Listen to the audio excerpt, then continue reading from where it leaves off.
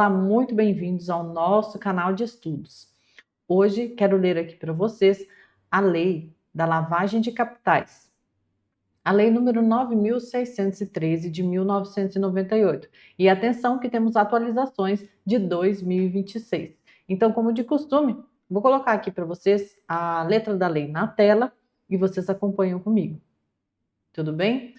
Antes, quero pedir a vocês que compartilhem esse vídeo com quem também estuda para concursos e não deixem de se inscrever no canal. É muito importante que vocês se inscrevam. Tira um minutinho agora e se inscreve no canal para que eu possa melhorar, usar ferramentas melhores para disponibilizar esses vídeos para todos vocês, tá bom? Peço aí com carinho para que se inscrevam no canal para que eu tenha acesso a melhores ferramentas na plataforma. Muito obrigada pela companhia de estudos e venham comigo, bora estudar! Na tela agora, a fonte da nossa leitura é o site do planalto.gov.br. Lei número 9.613, de 3 de março de 1998. Essa lei dispõe sobre os crimes de lavagem ou ocultação de bens, direitos e valores, a prevenção da utilização do sistema financeiro para os ilícitos previstos nessa lei, cria o Conselho de Controle de Atividades Financeiras, o COAF, e dá outras providências. Começamos aqui pelo capítulo 1, que fala dos crimes de lavagem ou ocultação de bens, direitos e valores. Artigo 1º. Ocultar ou dissimular a natureza, origem, localização, disposição, movimentação ou propriedade de bens, direitos ou valores provenientes direta ou indiretamente de infração penal. Incisos aqui de 1 até o 8 revogado. A pena para esse crime, desses verbos, é de reclusão de 3 a 10 anos e multa. Parágrafo 1º. Incorre nessa mesma pena de 3 anos, ou de 3 a 10 anos mesmo, e multa, quem, para ocultar ou dissimular a utilização de bens, direitos ou valores provenientes de infração penal, os converte em ativos lícitos. Inciso 2. Os adquire, recebe, troca, negocia, dá ou recebe em garantia, guarda, tem em depósito, movimenta ou transfere. Inciso 3. Importa ou exporta bens com valores não correspondentes aos verdadeiros. Parágrafo 2º. Incorre ainda na mesma pena quem, aquela mesma pena, utiliza na atividade econômica ou financeira bens, direitos ou valores provenientes de infração penal. Inciso 2. Quem participa de grupo, associação ou escritório, tendo conhecimento de que sua atividade principal ou secundária é dirigida para a prática de crimes previstos nessa lei. Parágrafo 3º. A tentativa ela é punida nos termos do parágrafo único do artigo 14 do Código Penal. E nós vamos abrir aqui outra janela para ver o que nos diz aqui, então, o parágrafo único do artigo 14. Artigo 14. Diz-se o crime pena de tentativa. Então, o que que diz? Salvo disposição em contrário, pune-se a tentativa com a pena correspondente ao crime consumado, diminuída de 1 a 2/3. Então, é isso que fala o parágrafo único lá do Código Penal, que a tentativa é punida dessa forma, então, conforme o crime consumado, diminuída de 1 a 2/3. Voltando na Lei de Lavagem de Capitais, parágrafo 4º. A pena será aumentada de 1/3 a 2/3 se os crimes definidos nesta lei forem cometidos de forma reiterada, por intermédio de organização criminosa ou por meio da utilização de ativo virtual. Parágrafo 5º. A pena poderá ser reduzida de 1 a 2/3 e ser cumprida em regime aberto ou semiaberto, facultando-se ao juiz deixar de aplicá-la ou substituí-la a qualquer tempo por pena restritiva de direitos se o autor, coautor ou partícipe colaborar espontaneamente com as autoridades, prestando esclarecimentos que conduzam à apuração das infrações penais, à identificação dos autores, coautores e partícipes, ou à localização de bens, direitos ou valores objeto do crime. Parágrafo 6º. Para apuração do crime de que trata esse artigo, admite-se a utilização da ação controlada e da infiltração de agentes. Capítulo 2. Disposições processuais especiais. Artigo 2º. O processo e julgamento dos crimes previstos nesta lei, inciso 1, obedecem às disposições relativas ao procedimento comum dos crimes punidos com reclusão da competência do juiz singular. Inciso 2. Independem do processo e julgamento das infrações penais antecedentes, ainda que praticados em outro país, cabendo ao juiz competente para os crimes previstos nessa lei a decisão sobre a unidade de processo e julgamento. Inciso 3. São da competência da Justiça Federal. A. Quando praticados contra o sistema financeiro e a ordem econômico-financeira, ou em detrimento de bens, serviços ou interesses da União ou de suas entidades autárquicas ou empresas públicas. Também são da competência da Justiça Federal quando a infração penal antecedente for de competência da Justiça Federal. Parágrafo 1º. A denúncia será instruída com indícios suficientes da existência da infração penal antecedente, sendo puníveis os fatos previstos nessa lei, ainda que desconhecido ou isento de pena o autor ou extinta a punibilidade da infração penal antecedente. Parágrafo 2º. No processo por crime previsto nessa lei, não se aplica o disposto no artigo 366 do Código de Processo Penal, devendo o acusado que não comparecer nem constituir advogado ser citado por edital, prosseguindo o feito até o julgamento com a nomeação de defensor dativo. O que nos diz aqui nesse artigo 366, né, que não se aplica, então, nesse caso, do Código de Processo Penal, 366. Deixa eu encontrar aqui. No Código de Processo Penal, o artigo 366 diz que se o acusado citado por edital não comparecer nem constituir advogado, ficarão suspensos o processo e o curso do prazo prescricional. Então, não se aplica esse 366 nesse caso aqui, devendo o acusado que não comparecer nem constituir advogado ser citado por edital, prosseguindo o feito. Então, prossegue-se o feito até o julgamento com a nomeação de defensor dativo. Artigo 3º revogado. Artigo 4º. O juiz de ofício, a requerimento do Ministério Público ou mediante representação do delegado de polícia, ouvido o Ministério Público em 24 horas, havendo indícios suficientes de infração penal, poderá decretar medidas assecuratórias de bens, direitos ou valores do investigado ou acusado, ou existentes em nome de interpostas pessoas, que sejam instrumento, produto ou proveito dos crimes previstos nessa lei ou das infrações penais antecedentes. Parágrafo 1º. Proceder-se-á à alienação antecipada para preservação do valor dos bens, sempre que estiverem sujeitos a qualquer grau de deterioração ou depreciação, ou quando houver dificuldade para sua manutenção. Parágrafo 2º. O juiz determinará a liberação total ou parcial dos bens, direitos e valores quando comprovada a licitude de sua origem, mantendo-se a constrição dos bens, direitos e valores necessários e suficientes à reparação dos danos e ao pagamento de prestações pecuniárias, multas e custas decorrentes da infração penal. Parágrafo 3º. Nenhum pedido de liberação será conhecido sem o comparecimento pessoal do acusado ou de interposta pessoa a que se refere o caput desse artigo, podendo o juiz determinar a prática de atos necessários à conservação de bens, direitos ou valores, sem prejuízo do disposto no parágrafo 1º.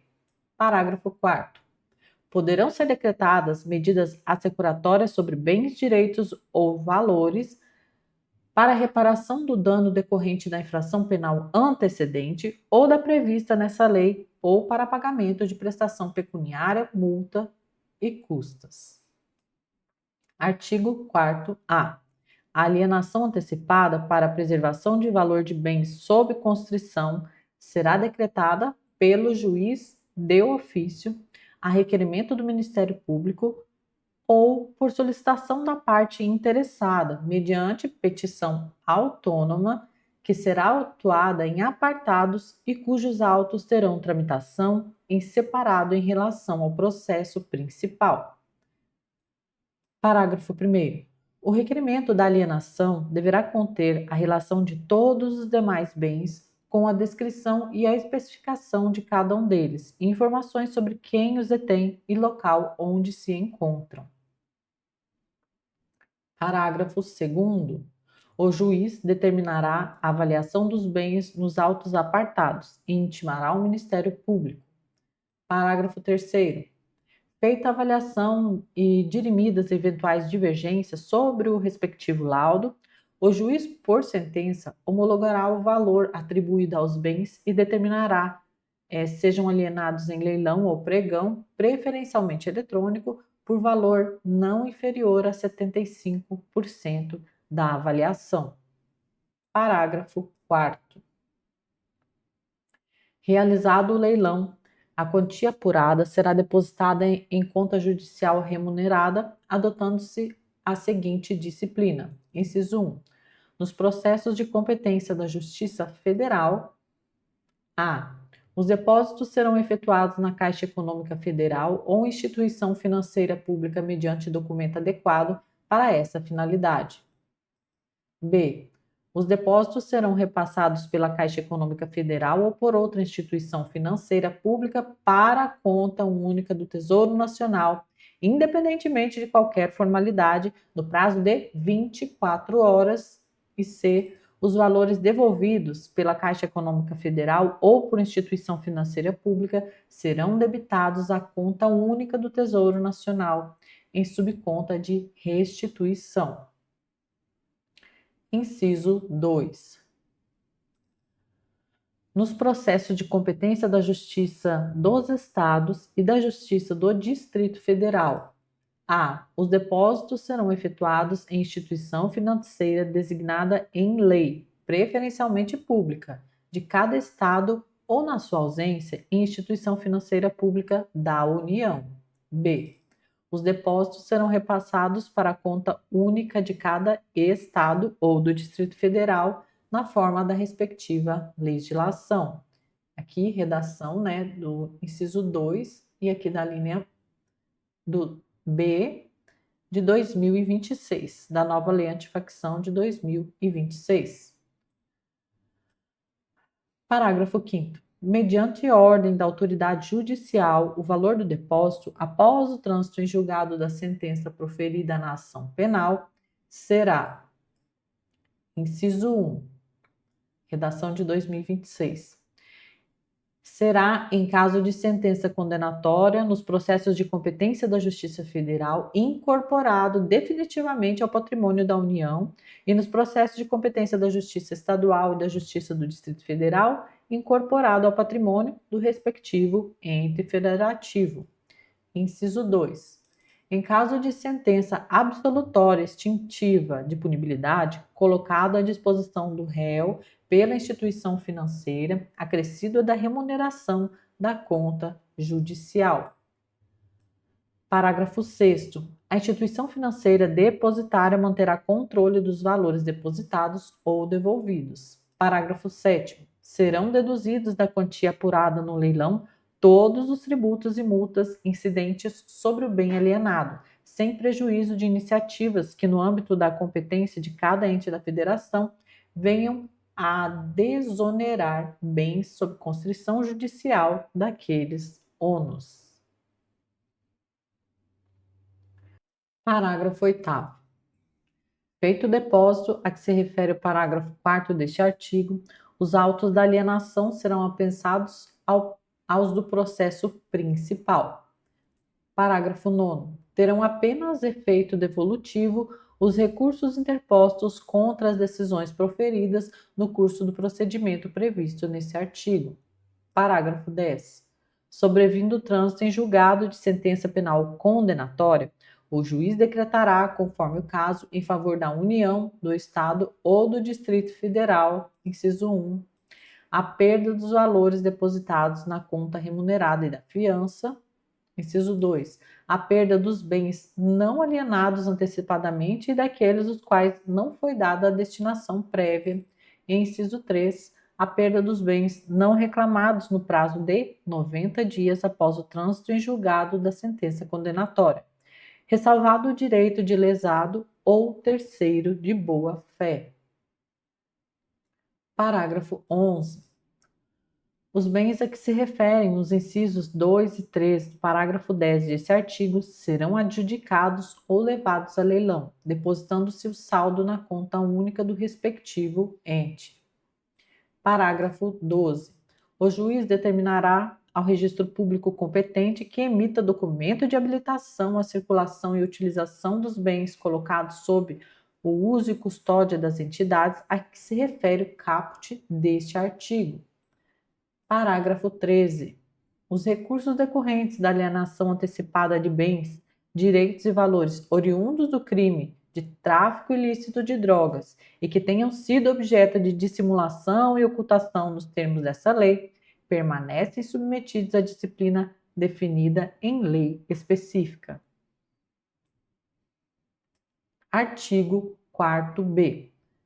A ordem de prisão de pessoas ou as medidas assecuratórias de bens, direitos ou valores poderão ser suspensas pelo juiz ouvido o Ministério Público quando a sua execução imediata puder comprometer as investigações.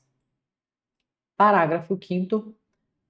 Quando as circunstâncias o aconselharem, o juiz, ouvido o Ministério Público, nomeará pessoa física ou jurídica qualificada para a administração dos bens, direitos ou valores sujeitos a medidas assecuratórias mediante termo de compromisso. Artigo 6º. A pessoa responsável pela administração dos bens, inciso 1, fará jus a uma remuneração fixada pelo juiz que será satisfeita com o produto dos bens objetos da administração. Inciso 2, prestará, por determinação judicial, informações periódicas da situação dos bens sob sua administração, bem como explicações e detalhamentos sobre investimentos e reinvestimentos realizados. Parágrafo único. Os atos relativos à administração dos bens sujeitos a medidas assecuratórias serão levados ao conhecimento do Ministério Público, que requererá o que entender cabível. Capítulo 3 dos efeitos da condenação. Artigo 7º. São efeitos da condenação, além dos previstos no Código Penal, inciso 1. A perda em favor da União e, nos casos de competência da Justiça Estadual ou da Justiça do Distrito Federal, em favor dos Estados ou do Distrito Federal. A perda, então, de todos os bens, direitos e valores relacionados, direta ou indiretamente, à prática dos crimes previstos nessa lei, inclusive daqueles utilizados para prestar a fiança, ressalvado o direito do lesado ou terceiro de boa-fé. Tá? Inciso incluído pela nova redação de 2026. Inciso 2. Serão efeitos da condenação também, além do previsto no Código Penal. Inciso 2. A interdição do exercício de cargo ou função pública de qualquer natureza e de diretor, de membro do Conselho da Administração ou de gerência das pessoas jurídicas referidas no artigo 9º pelo dobro do tempo da pena privativa de liberdade aplicada. Então, aqui pelo dobro do tempo da pena privativa de liberdade aplicada. Parágrafo 1º. A União, os Estados e o Distrito Federal, no âmbito de suas competências, regulamentarão a forma de destinação dos bens, direitos e valores cuja perda houver sido declarada, assegurada quanto aos processos de competência da Justiça Federal, a sua utilização pelos órgãos federais encarregados da prevenção, do combate, da ação penal e do julgamento dos crimes previstos nessa lei. E quanto aos processos de competência da Justiça Estadual e do Distrito Federal, a preferência dos órgãos locais com idêntica função. Redação dada pela Lei de 2026. Parágrafo 2º. Os instrumentos do crime sem valor econômico cuja perda em favor da União, do Estado ou do Distrito Federal for decretada serão inutilizados ou doados a museu criminal ou a entidade pública se houver interesse na sua conservação. Capítulo 4. Dos bens, direitos ou valores oriundos de crimes praticados no estrangeiro. Artigo 8º.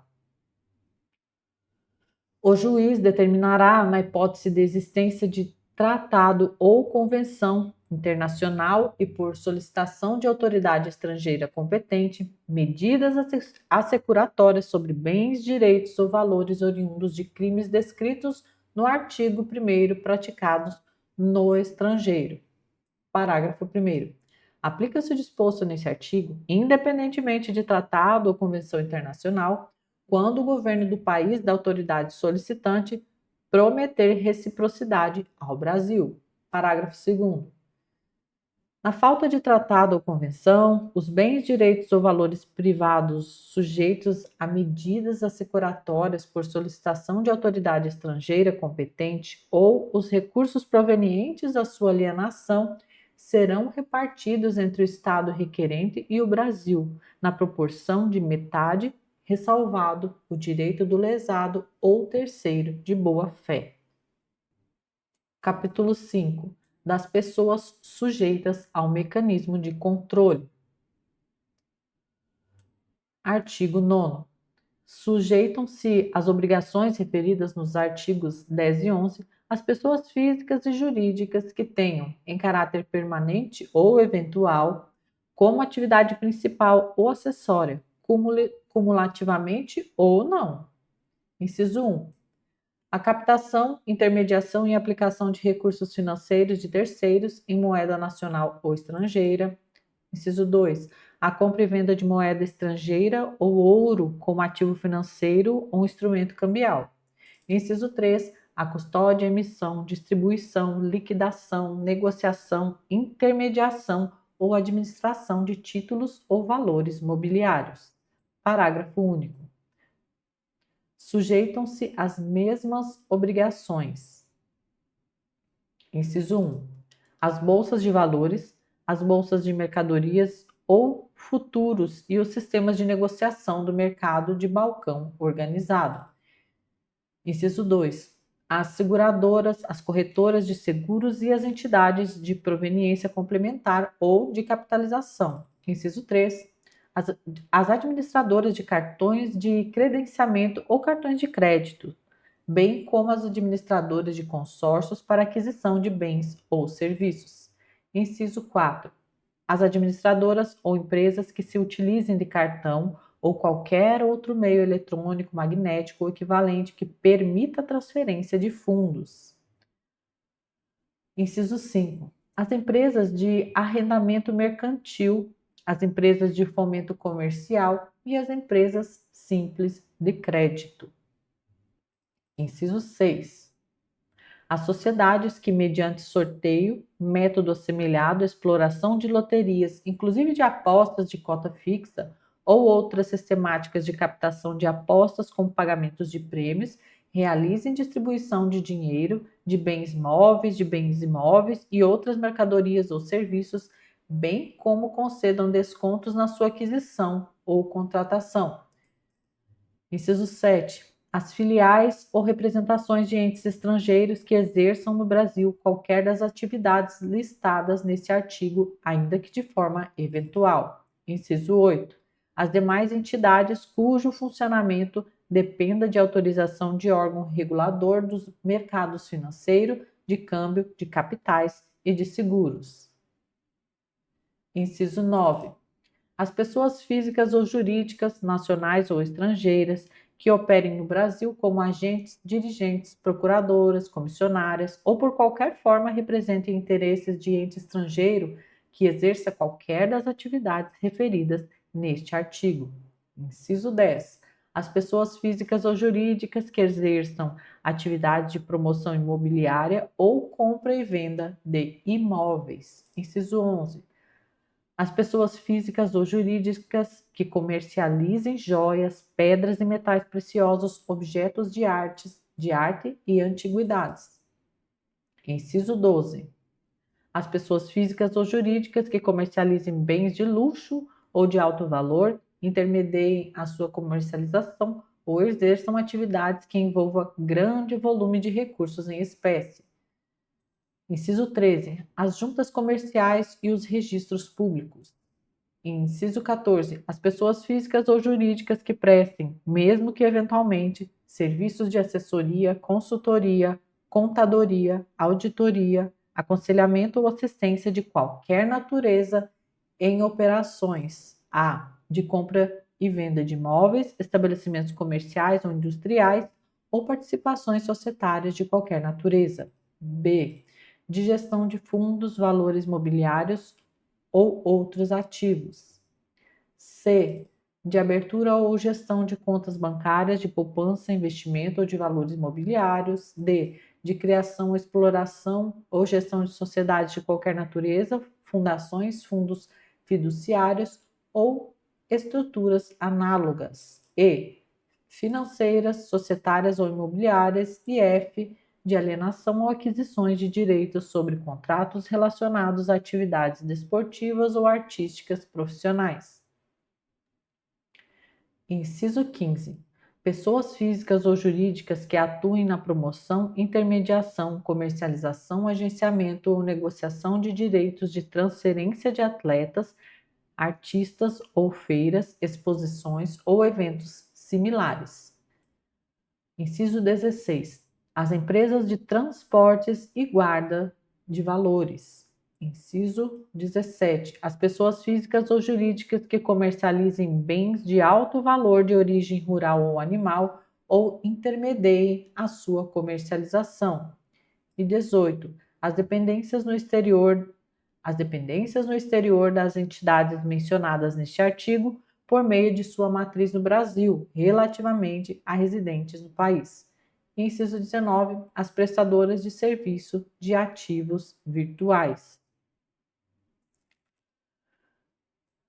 Capítulo 6. Da identificação dos clientes e manutenção de registros.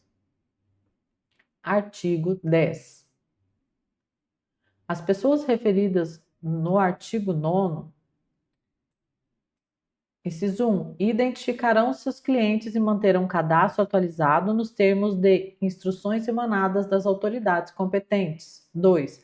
Manterão registros de toda transação em moeda nacional ou estrangeira, títulos e valores mobiliários, títulos de crédito, metais, ativos virtuais ou qualquer ativo passível de ser convertido em dinheiro, que ultrapassar limite fixado pela autoridade competente e nos termos de instruções por esta expedidas. Inciso 3. Deverão adotar políticas, procedimentos e controles internos compatíveis com seu porte e volume de operações que lhes permitam atender ao disposto nesse artigo e no artigo 11, na forma disciplinada pelos órgãos competentes. Inciso 4. Deverão cadastrar-se e manter seu cadastro atualizado no órgão regulador ou fiscalizador e, na falta deste, no Conselho de Controle de Atividades Financeiras, na forma e condições por ele estabelecidas. Inciso 5. Deverão atender às requisições formuladas pelo COAF na periodicidade, forma e condições por ele estabelecidas, cabendo-lhe preservar nos termos da lei o sigilo das informações prestadas. Parágrafo 1º. Na hipótese de o cliente constituir-se em pessoa jurídica, a identificação referida no inciso 1 deste artigo deverá abranger as pessoas físicas autorizadas a representá-la, bem como seus proprietários. Parágrafo 2º. Os cadastros e registros referidos nos incisos 1 e 2 deste artigo deverão ser conservados durante o período mínimo de 5 anos, a partir do encerramento da conta ou da conclusão da transação, prazo este que poderá ser ampliado pela autoridade competente. Parágrafo 3º. O registro referido no inciso 2 deste artigo será efetuado também quando a pessoa física ou jurídica, seus entes ligados, houver realizado em um mesmo mês calendário operações com uma mesma pessoa, conglomerado ou grupo que em seu conjunto ultrapassem o limite fixado pela autoridade competente. Artigo 10-A. O Banco Central manterá registro centralizado, formando o cadastro geral de correntistas e clientes em instituições financeiras, bem como de seus procuradores. Capítulo 7 da Comunicação de Operações Financeiras. Artigo 11. As pessoas referidas no artigo 9º, inciso 1, dispensarão especial atenção às operações que, nos termos de instruções emanadas das autoridades competentes, possam constituir-se em sérios indícios dos crimes previstos nessa lei ou com ele relacionar-se. Inciso 2. Deverão comunicar ao COAF, abstendo-se de dar ciência de tal ato a qualquer pessoa, inclusive aquela a qual se refira a informação, no prazo de 24 horas, a proposta ou a realização, letra A, de todas as transações referidas no inciso 2 do artigo 10, acompanhadas da identificação de que trata o inciso 1 do mencionado artigo, e a linha B, das operações referidas no inciso 1. Inciso 3. Deverão comunicar ao órgão regulador ou fiscalizador da sua atividade ou, na sua falta, ao COAF, na periodicidade, forma e condições por eles estabelecidas, a não ocorrência de propostas, transações ou operações passíveis de serem comunicadas nos termos do inciso 2. Parágrafo 1º. As autoridades competentes, nas instruções referidas no inciso 1 deste artigo, elaborarão relação de operações que, por suas características no que se refere às partes envolvidas, valores, formas de realização, instrumentos utilizados ou pela falta de fundamento econômico ou legal, possam configurar a hipótese nele prevista. Parágrafo 2º. As comunicações de boa-fé, feitas na forma prevista neste artigo, não acarretarão responsabilidade civil ou administrativa. Parágrafo 3º. O COAF disponibilizará as comunicações recebidas com base no inciso 2 do caput aos respectivos órgãos responsáveis pela regulação ou fiscalização das pessoas a que se refere o artigo 9º. Artigo 11-A. As transferências internacionais e os saques em espécie deverão ser previamente comunicados à instituição financeira nos termos, limites, prazos e condições fixados pelo Banco Central do Brasil. Capítulo 8 da Responsabilidade Administrativa. Artigo 12. As pessoas referidas no artigo 9º, bem como aos administradores das pessoas jurídicas que deixem de cumprir as obrigações previstas nos artigos 10 e 11, serão aplicadas, cumulativamente ou não, pelas autoridades competentes, as seguintes sanções. Inciso 1, advertência.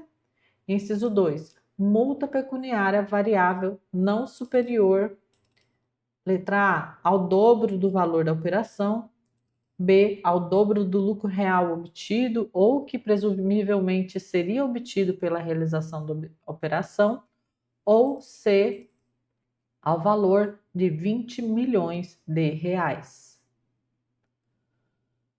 Inciso 3. Inabilitação temporária pelo prazo de até 10 anos para o exercício do cargo de administrador das pessoas jurídicas referidas no artigo 9º. Inciso 4. Cassação ou suspensão da autorização para o exercício de atividade, operação ou funcionamento. Parágrafo 1º. A pena de advertência será aplicada por irregularidade no cumprimento das instruções referidas nos incisos 1 e 2 do artigo 10. Parágrafo 2º. A multa será aplicada sempre que as pessoas referidas no artigo 9º, por culpa ou dolo, inciso 1, deixarem de sanar as irregularidades objeto de advertência no prazo assinalado pela autoridade competente, inciso 2, não cumprirem o disposto nos incisos 1 a 4 do artigo 10, inciso 3, deixarem de atender no prazo estabelecido a requisição formulada nos termos do inciso 5 do artigo 10. Inciso 4. Descumprirem a vedação ou deixarem de fazer a comunicação a que se refere o artigo 11. Parágrafo 3º. A inabilitação temporária será aplicada quando forem verificadas infrações graves quanto ao cumprimento das obrigações constantes desta lei ou quando ocorrer reincidência específica devidamente caracterizada em transgressões anteriormente punidas com multa. Parágrafo 4º. A cassação da autorização será aplicada nos casos de reincidência específica de infrações anteriormente punidas com a pena prevista no inciso 3 do caput deste artigo. Artigo 12-A. O ato do Poder Executivo Federal regulamentará a disciplina e o funcionamento do Cadastro Nacional de Pessoas Expostas Politicamente, disponibilizado pelo Portal da Transparência. Parágrafo 1º. Os órgãos e as entidades de quaisquer poderes da União, dos Estados, do Distrito Federal e dos municípios deverão encaminhar ao gestor do Cadastro Nacional de Pessoas Expostas Politicamente, na forma e na periodicidade definidas no regulamento de que trata o caput desse artigo, informações atualizadas sobre seus integrantes ou ex-integrantes classificados como pessoas expostas politicamente na legislação e regulamentação vigentes. Parágrafo 2º. As pessoas referidas no artigo 9º dessa lei incluirão consulta ao CNPP entre seus procedimentos para cumprimento das obrigações previstas nos artigos 10 e 11 desta lei, sem prejuízo de outras diligências exigidas na forma da legislação. Parágrafo 3º. O órgão gestor do CNPP indicará em transparência ativa pela internet órgãos e entidades que deixem de cumprir a obrigação prevista no parágrafo 1º deste artigo. Artigo 13 foi revogado. Capítulo 9. Capítulo 9 do Conselho de Controle de Atividades Financeiras. Artigo 14. É criado no âmbito do Ministério da Fazenda o Conselho de Controle de Atividades Financeiras, COAF, com a finalidade de disciplinar, aplicar penas administrativas, receber, examinar e identificar as ocorrências suspeitas de atividades ilícitas previstas nesta lei, sem prejuízo da competência de outros órgãos e entidades. Parágrafo 1º. As instruções referidas no artigo 10 destinadas às pessoas mencionadas no artigo 9º, para as quais não exista órgão próprio fiscalizador ou regulador, serão expedidas pelo COAF, competindo-lhe, para esses casos, a definição das pessoas abrangidas e a aplicação das sanções enumeradas no artigo 12. Parágrafo 2º. O COAF deverá ainda coordenar e propor mecanismos de cooperação e de troca de informações que viabilizem ações rápidas e eficientes no combate à ocultação ou dissimulação de bens, direitos e valores. Parágrafo 3º. O COAF poderá requerer aos órgãos da administração pública as informações cadastrais, bancárias e financeiras de pessoas envolvidas em atividades suspeitas. Artigo 15. O COAF comunicará às autoridades competentes para a instauração dos procedimentos cabíveis quando concluir pela existência de crimes previstos nessa lei, de fundados indícios de sua prática ou de qualquer outro ilícito. Artigo 16 e 17 foram revogados. Capítulo 10 das disposições gerais. Artigo 17-A. Aplicam-se subsidiariamente as disposições do Código de Processo Penal no que não forem incompatíveis com esta lei. Artigo 17-B. A autoridade policial e o Ministério Público terão acesso exclusivamente aos dados cadastrais do investigado, que informam qualificação pessoal, filiação e endereço, independentemente de autorização judicial, mantidos pela Justiça Eleitoral, pelas empresas telefônicas, pelas instituições financeiras, pelos provedores de internet e pelas administradoras de cartão de crédito. Artigo 17-C. Os encaminhamentos das instituições financeiras e tributárias em respostas às ordens judiciais de quebra ou de transferência de sigilo deverão ser, sempre que determinado, em meio informático e apresentados em arquivos que possibilitem a migração de informações para os autos do processo sem redigitação. Artigo 17-D. Em caso de indiciamento de servidor público, este será afastado sem prejuízo de remuneração e demais direitos previstos em lei, até que o juiz competente autorize em decisão fundamentada o seu retorno. Artigo 17-E. A Secretaria da Receita Federal do Brasil conservará os dados fiscais dos contribuintes pelo prazo mínimo de 5 anos, contado a partir do início do exercício seguinte ao da declaração de renda respectiva ou ao do pagamento do tributo. E aqui, então, terminamos a leitura da Lei de Lavagem de Capitais. Muito obrigada pela companhia. Continuem acompanhando o canal. Não deixem de se inscrever no canal para receber as notificações dos próximos vídeos. E bora estudar!